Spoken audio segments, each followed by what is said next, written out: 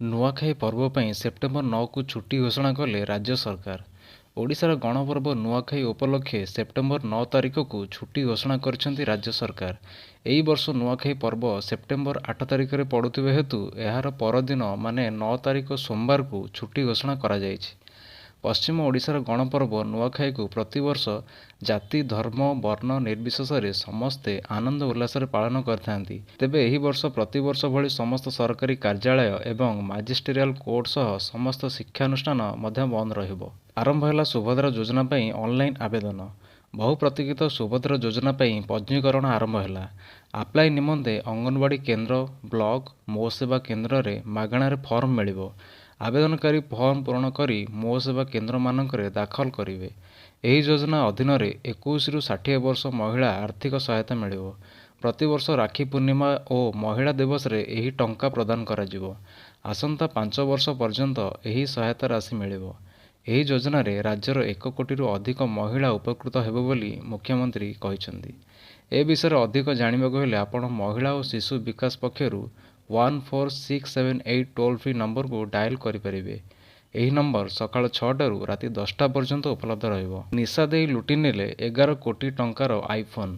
ମଧ୍ୟପ୍ରଦେଶ ସାଗର ଜିଲ୍ଲାରୁ ଏହିଭଳି ଖବର ସାମ୍ନାକୁ ଆସିଛି ଯେ ଡ୍ରାଇଭରକୁ ନିଶା ଦେଇ ଗୋଟିଏ କି ଦୁଇଟି ନୁହେଁ ଲୁଟିନେଲେ 1500ରୁ ଅଧିକ ଆଇଫୋନ୍। ସାଗର ଜିଲ୍ଲାର ଅତିରିକ୍ତ ପୋଲିସ ଅଧୀକ୍ଷକ ସଞ୍ଜୟ ଉଇକେ କହିଛନ୍ତି, ଆଇଫୋନ୍ ଭର୍ତ୍ତି ଟ୍ରକ୍ଟି ହରିୟାଣାରୁ ଗୁରୁଗ୍ରାମକୁ ଚେନ୍ନାଇକୁ ଯାଉଥିଲା। କଣ୍ଟେନରଟି ନରସିଂହପୁର ଜିଲ୍ଲା ଦେଇ ଯିବାବେଳେ ଡକାୟତି କରାଯାଇଛି। ପ୍ରଥମେ ଡକାୟତମାନେ ଟ୍ରକ୍ ଚାଳକଙ୍କୁ ନିଶା ଦେଇଥିଲେ। ପରେ ତାଙ୍କ ହାତଗୋଡ଼ ବାନ୍ଧି 1500 ଆଇଫୋନ୍ ଧରି ଚମ୍ପଟ ମାରିଥିଲେ। ଏଥିରେ ମୋଟ 4000 ନୂଆ ଆଇଫୋନ୍ ଥିଲା। ଏହାର ମୂଲ୍ୟ ପ୍ରାୟ 11 କୋଟି ଟଙ୍କା ବୋଲି ଜଣାପଡ଼ିଛି। ତେବେ ବର୍ତ୍ତମାନ ଏହି ମାମଲାରେ ମଧ୍ୟପ୍ରଦେଶ ପୋଲିସ 3 ଜଣ ପୋଲିସ କର୍ମଚାରୀଙ୍କୁ ମଧ୍ୟ ଅବହେଳା ପାଇଁ ନିଲମ୍ବନ କରିଛି। ମୋଦି ବିରୋଧୀ ଭୁଲ ମନ୍ତବ୍ୟ ଯୋଗୁଁ ଜେଲ୍ ଗଲେ ଯୁବକ। ସୋସିଆଲ ମିଡିଆରେ ପ୍ରଧାନମନ୍ତ୍ରୀ ନରେନ୍ଦ୍ର ମୋଦିଙ୍କ ବିରୋଧରେ ଆପତ୍ତିଜନକ ମନ୍ତବ୍ୟ ଦେଇ ଏକ ଭିଡିଓ ପୋଷ୍ଟ କରୁଥିବା ଅଭିଯୋଗରେ ଉତ୍ତରପ୍ରଦେଶର ଜଣେ 28 ବର୍ଷ ବୟସ୍କ ବ୍ୟକ୍ତିଙ୍କୁ ଗିରଫ କରାଯାଇଛି।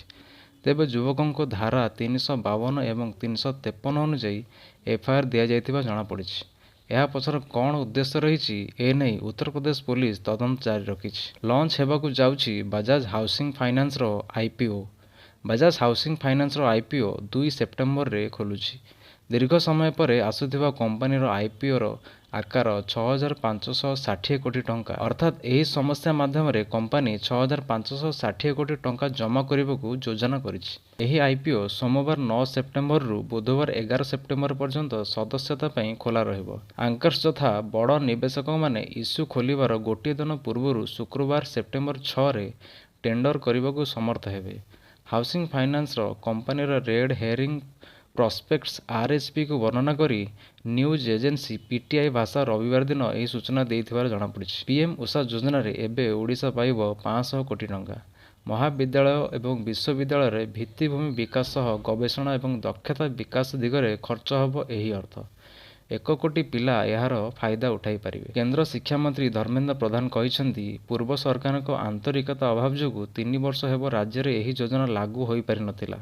ସେହିପରି ମୁଖ୍ୟମନ୍ତ୍ରୀ କହିଛନ୍ତି, ପୂର୍ବ ସରକାର ଶିକ୍ଷାକୁ ରାଜନୀତିକରଣ କରି ବିଭିନ୍ନ ସ୍କିମ୍କୁ ଲାଗୁ ନ କରିବାର ଏକ ଦୁଃଖର କଥା ବୋଲି ସେ ପ୍ରକାଶ କରିଛନ୍ତି। ଗୋଟିଏ ଇନିଂସରେ 19ଟି ଛକା ମାରି ଆୟୁଷ ବଦୋନି କଲେ world record. Delhi premier league 2024ରେ ଆୟୁଷ ବଦୋନି ଉତ୍ତର ଦିଲ୍ଲୀ ଷ୍ଟ୍ରାଇକର୍ସ ବିପକ୍ଷରେ ଖେଳାଯାଇଥିବା ମ୍ୟାଚ୍ରେ 19ଟି ଛକା ମାରିଥିଲେ।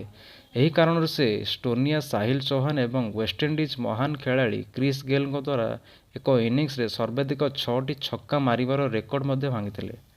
ତେବେ ଦକ୍ଷିଣ ଦିଲ୍ଲୀ ସୁପରଷ୍ଟାର ବନାମ ଉତ୍ତର ଦିଲ୍ଲୀ ଷ୍ଟ୍ରାଇକର୍ସ ମଧ୍ୟରେ ଖେଳାଯାଇଥିବା ମ୍ୟାଚ୍ରେ ଆୟୁଷ 55 ବଲ୍ରେ 165 ରନ୍ର ଦମଦାର ଇନିଂସ ଖେଳିଥିଲେ ଏବଂ ତାଙ୍କ ଦଳକୁ 20 ଓଭରରେ 308 ରନ୍ ସ୍କୋର କରିବାରେ ମଧ୍ୟ ସକ୍ଷମ ହୋଇଥିଲେ। ଅଗଷ୍ଟରେ ବିକ୍ରି ହେଲା 88,471 ୟୁନିଟ୍ ଇଲେକ୍ଟ୍ରିକ୍ ଟୁ ହ୍ୱିଲର୍ସ। ମାର୍କେଟରେ ଚାହିଦା ଅନୁସାରେ ବର୍ତ୍ତମାନ ଗ୍ରାହକ ଦିନକୁ ଦିନ ଇଲେକ୍ଟ୍ରିକ୍ ଗାଡ଼ିଗୁଡ଼ିକ ବେଶ୍ ପସନ୍ଦ କରୁଛନ୍ତି। ତେବେ ଏନେଇ ଅଗଷ୍ଟ ମାସର ରିପୋର୍ଟ ଅନୁସାରେ 88,471 ୟୁନିଟ୍ ଇଲେକ୍ଟ୍ରିକ୍ ଟୁ ହ୍ୱିଲର୍ସ ବିକ୍ରି ହୋଇଛି ବୋଲି କୁହାଯାଇଛି। ଏଥିରୁ ଓଲା ଇଲେକ୍ଟ୍ରିକ୍ସର 27,506 ୟୁନିଟ୍, ଟିଭିଏସ୍ ମୋଟର୍ସର 17,541 ୟୁନିଟ୍, ବାଜାଜ ଅଟୋର 16,699 ୟୁନିଟ୍, ଆଥର ଏନର୍ଜିର 10,829 ୟୁନିଟ୍ ଏବଂ ହିରୋ ମୋଟରକପ୍ର 4,782 ୟୁନିଟ୍ ଟୁ ହ୍ୱିଲର୍ସ ବିକ୍ରି ହୋଇଛି। ତେବେ ଓଡ଼ିଶାରେ କେଉଁ ଇଲେକ୍ଟ୍ରିକ୍ ଟୁ ହ୍ୱିଲର୍ସ ଲୋକ ଅଧିକ କିଣୁଛନ୍ତି ତାହା ଆପଣ କମେଣ୍ଟ ମାଧ୍ୟମରେ ଜଣାନ୍ତୁ। ଗଭର୍ଣ୍ଣରଙ୍କ ଅନୁସାରେ ଭାରତର ଜିଡିପିର ଅଭିବୃଦ୍ଧି ହାର କମିଛି। ପ୍ରଥମ ତ୍ରୈମାସିକ ପାଇଁ ରିଜର୍ଭ ବ୍ୟାଙ୍କ 7.1% ଅଭିବୃଦ୍ଧି ହାର ଆକଳନ କରିଛି। ତେବେ ଜାତୀୟ ପରିସଂଖ୍ୟାନ କାର୍ଯ୍ୟାଳୟ ଏନ୍ଏସ୍ଓ ଦ୍ୱାରା ପ୍ରକାଶିତ ପ୍ରଥମ ଅଗ୍ରିମ ଆକଳନ ତଥ୍ୟ ଅଭିବୃଦ୍ଧି ହାରକୁ 6.7% ଦର୍ଶାଇଛି। ତାଙ୍କ ଅନୁଯାୟୀ ସରକାରୀ ତଥ୍ୟରେ ଦର୍ଶାଯାଇଛି ଯେ ଭାରତର ମୋଟ ଘରୋଇ ଉତ୍ପାଦ ଜିଡିପି ଏପ୍ରିଲ-ଜୁନ ତ୍ରୈମାସରେ 15 ମାସର ସର୍ବନିମ୍ନ 6.7%କୁ ହ୍ରାସ ପାଇଛି। ଜିଡିପି ଅଭିବୃଦ୍ଧି ପାଇଁ ବ୍ୟବହାର, ଇନଭେଷ୍ଟମେଣ୍ଟ, ଉତ୍ପାଦନ, ସେବା ଏବଂ ନିର୍ମାଣ ଦ୍ୱାରା ଜିଡିପିକୁ 7%ରୁ ଅଧିକ ଅଭିବୃଦ୍ଧି ପଞ୍ଜୀକୃତ କରାଇପାରିବ ବୋଲି ସେ କହିଛନ୍ତି। ଦୁର୍ଗାପୂଜା ଭସାଣୀରେ ବାଜିବନି ଡିଜେ। ଚଳିତ ବର୍ଷ ଦୁର୍ଗାପୂଜା ଭସାଣୀରେ ଡିଜେ ବାଜିବନି। କଟକ ମହାନଗର ପୂର୍ବାଞ୍ଚଳ ଶାନ୍ତି କମିଟି ବୈଠକ ପରେ ପୋଲିସ କମିଶନର ଏଭଳି ଏକ ସୂଚନା ଦେଇଛନ୍ତି।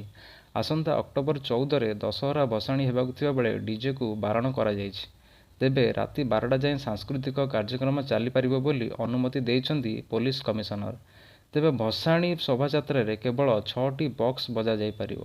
ଏହାଛଡ଼ା ଜୋର ଜବରଦସ୍ତ ଚାନ୍ଦା ମାଗିବା କିମ୍ବା ଡିଜେ ବଜାଇବା ଦ୍ୱାରା ସମ୍ପୃକ୍ତ ବ୍ୟକ୍ତିଙ୍କ ନାଁରେ ମାମଲା ରୁଜୁ ହେବା ସହ କଡ଼ା କାର୍ଯ୍ୟାନୁଷ୍ଠାନ ଗ୍ରହଣ କରାଯିବ ବୋଲି କହିଛନ୍ତି ପୋଲିସ କମିଶନର। ତେବେ ଆଜି ପାଇଁ ଏତିକି। ପୁଣି ଦେଖାହେବ ଦେଶ ବିଦେଶର କେତେଗୁଡ଼ିଏ ଗୁରୁତ୍ୱପୂର୍ଣ୍ଣ ଅପଡେଟ୍ ସହ। ଧନ୍ୟବାଦ।